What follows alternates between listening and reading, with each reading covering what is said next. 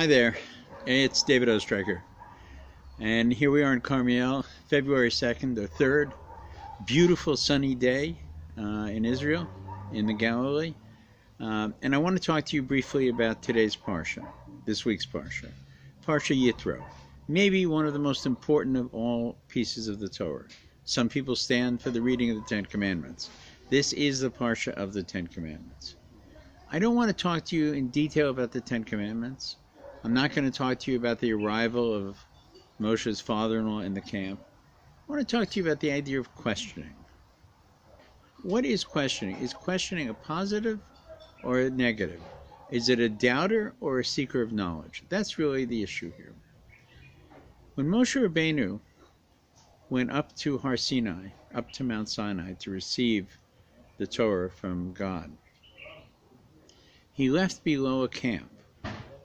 The camp was filled with those people who were the direct descendants of Yaakov, the children of Yaakov, their wives, but also a large number of people called the Erev Rav, the mixed multitude, who we spoke about last week. This was a group that left, those are the crows going overhead. They're commenting on this statement.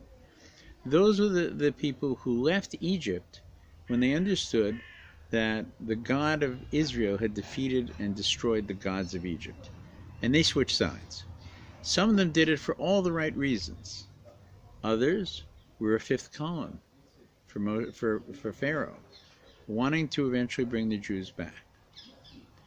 As soon as Moshe Rabbeinu climbed up the mountain, Gemara tells us in some cases within 2 weeks of the time he left, no water, no food, just himself climbing up the mountain. They could see him as he climbed. It was at a very high mountain. And then he disappeared into a fog, into a cloud. And there he was for 40 days. Now, the Torah points out, and the Gemara points out, the sages point out, that you could have counted it differently. And it might have seemed like 40 days had passed, and Moshe hadn't returned. And then the people are very nervous. He said, I'll be back in 40 days. He's not there. What are we to do? Well, the problem in that is we're told by the Gemara that some people started this whispering and negativity after 2 weeks. The focus is here on the Erev Rav. What did they do? They were saying, well, this man Moshe, he's not here anymore. He's gone. We need to find a substitute for him.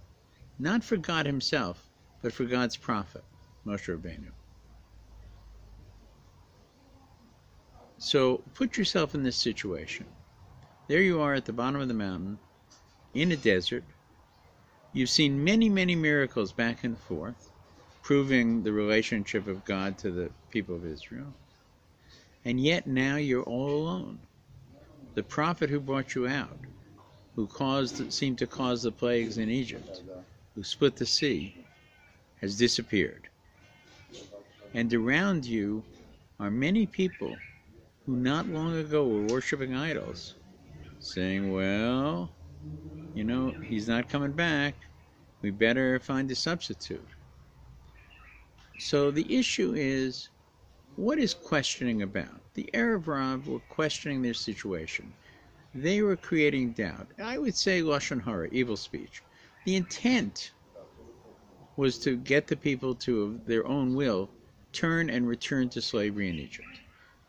How to do it? Well, you don't know where you're going. You're lost in the desert. You're stuck. What has this man Moses done to us? Maybe we should go back. The whispers of evil people are very, very dangerous. Very debilitating. So is questioning a bad thing? Quite the opposite.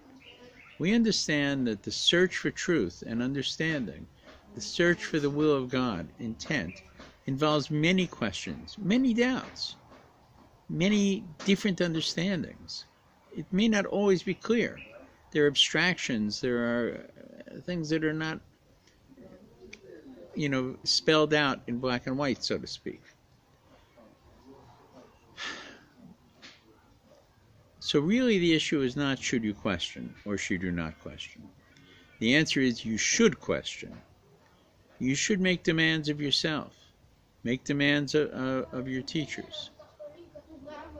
Maybe there isn't always an answer. But even if there isn't an answer, that is an answer which involves humility in and of itself.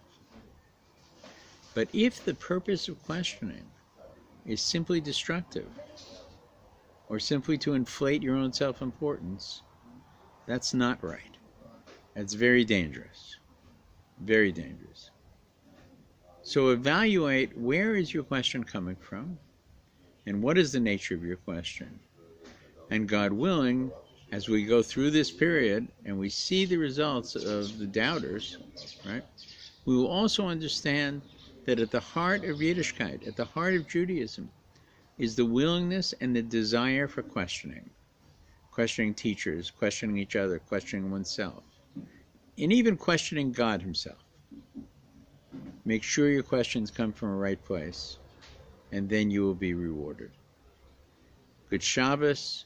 May we all receive the Aseret Adibros, the 10 statements, the 10 commandments, again this Shabbos. Be well. See you next week.